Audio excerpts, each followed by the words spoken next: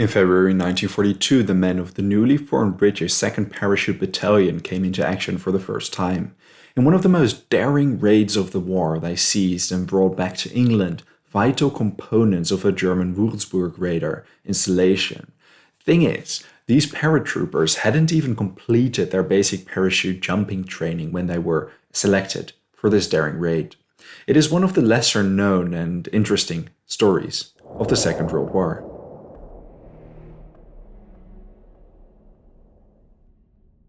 During the Second World War, radar was one of the new technological inventions that proved crucial for the war effort.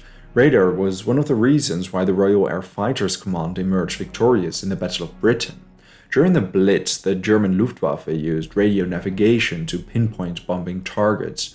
What followed is occasionally referred to as Battle of the Beans, as the British attempted to jam the radio navigation. As 1941 rolled along and the war on the European mainland leaned towards an apparent German victory, the British RAF bombers targeted their assaults at the German mainland. Because British bombers were able to reach German towns and cities, the Luftwaffe now rapidly had to develop its own defensive radars. Through intelligence work, Dr. Reginald Jones of the British Air Staff managed to keep a close eye on the German technical developments in this area. In their attempts to develop defensive radars, the Germans constructed a radar network along the Channel coast. Simultaneously, Jones and his team happened to build up a detailed overview of all Germany's radar stations. In autumn that year, several RAF planes managed to shoot several low-flying photo reconnaissance pictures. This daring reconnaissance mission revealed something even more problematic. On the clifftop at Bruneval, a village near the French port of Le Havre, the Germans had installed a Wurzburg early warning radar. Why was this so important? Well, the Wurzburg radar was a ground-based gun-laying radar for the Luftwaffe and Heer. This meant that instead of detecting aircraft entering the radar field, the Wurzburg would track it all the way once it noticed an aircraft. So if the radar detected RAF aircraft, the possibility to escape was non-existent. It rendered the planes to sitting ducks for the Luftwaffe or German anti-aircraft installations on the ground. Something had to be done, and Jones began preparing a plan.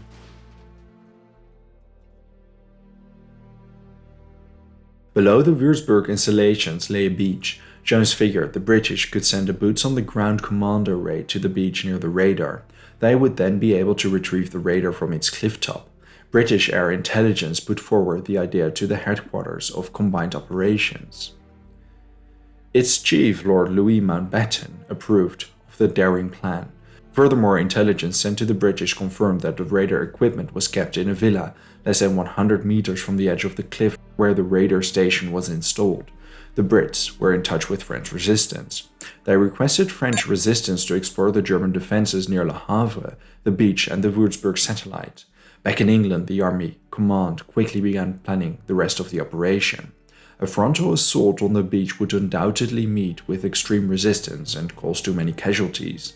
So it was decided British Whitley bombers of the RAF would fly in paratroopers and drop them inland. Commander Percy Charles Pickard provided aircraft and crew.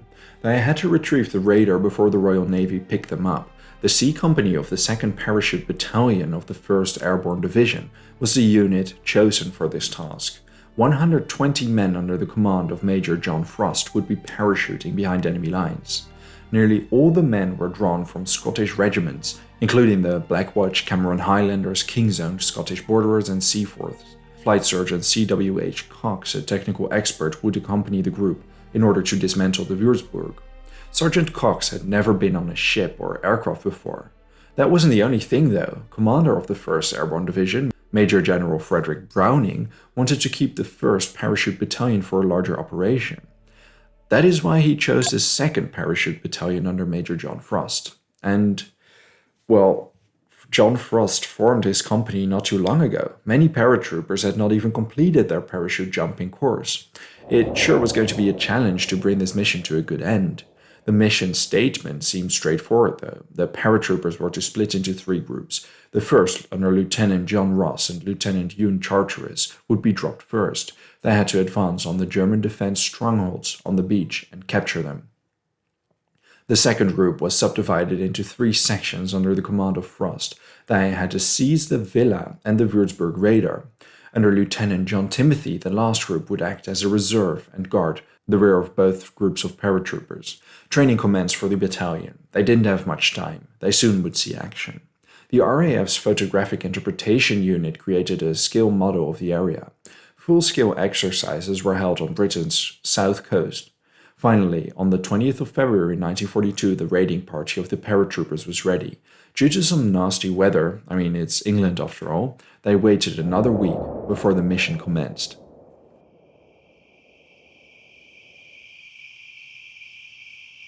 During the night of the 27th of February, the Whitley aircraft flew over the English Channel towards Bruneval in northern France. Here, they dropped the paratroopers from a height of around 180 meters onto the countryside below. Initially, Lieutenant Charteris's group dropped around 2.5 kilometers beyond their intended position.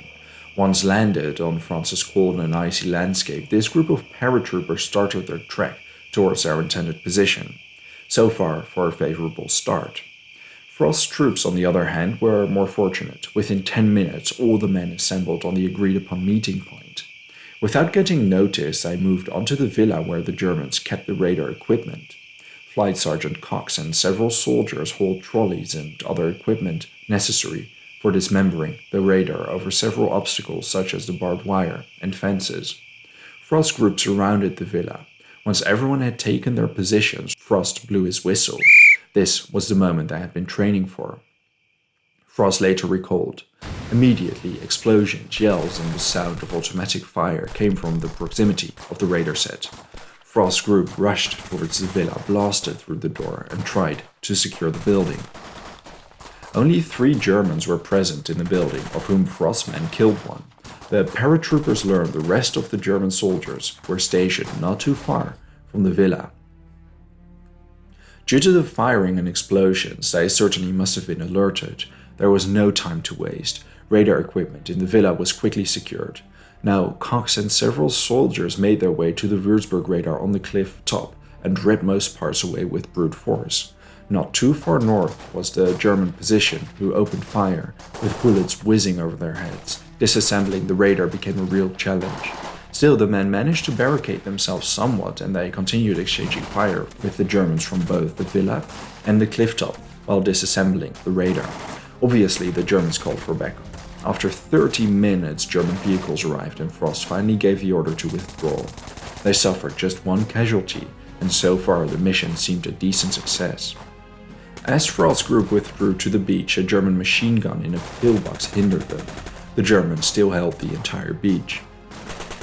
The fact Charteris's group had to walk 2.5 kilometers kind of ruined this part of the plan. Charteris's unit finally arrived as Frost's unit was engaged in a firefight with the German pillbox.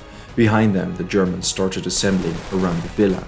It turned out, on their way to the beach, Charteris and his unit already had a deadly encounter with the German patrol. Now, outnumbering the Germans, the pillbox was quickly silenced, and the paratroopers took over the beach. It was past 2 a.m. by this point, yet there was no sign of the Royal Navy tasked with picking up the paratroopers. To make matters worse, Frost's radio didn't work. He was unable to communicate with the other detachments or with the Royal Navy.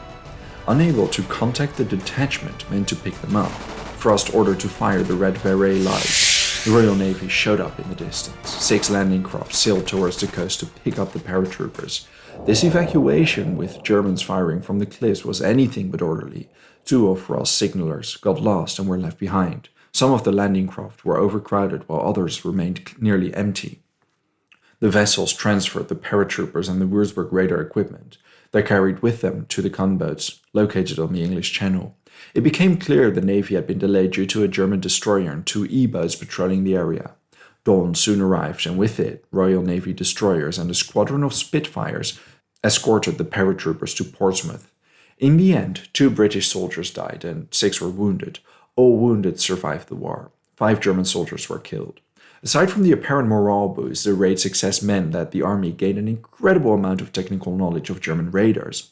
It was the first Wurzburg radar they managed to capture, and it revealed the Germans used an advanced technology that allowed for more straightforward fixes and operation of the radar than the British model. The raid had a somewhat ironic and unintended consequence as well. The Germans now upped the security of their raiders by placing barbed wire around them.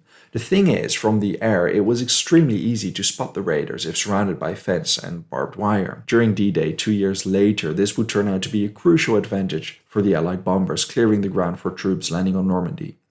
Thank you very much for watching this video. If there's a topic or event you would like to know more about, let me know your thoughts in a comment. I would also really like to thank all my patrons and channel members for their generous support. If you enjoy House of History and want to support my work, consider joining me on Patreon. For just $1 a month, you already gain access to the exclusive Patreon series. Don't forget to subscribe. See you next time.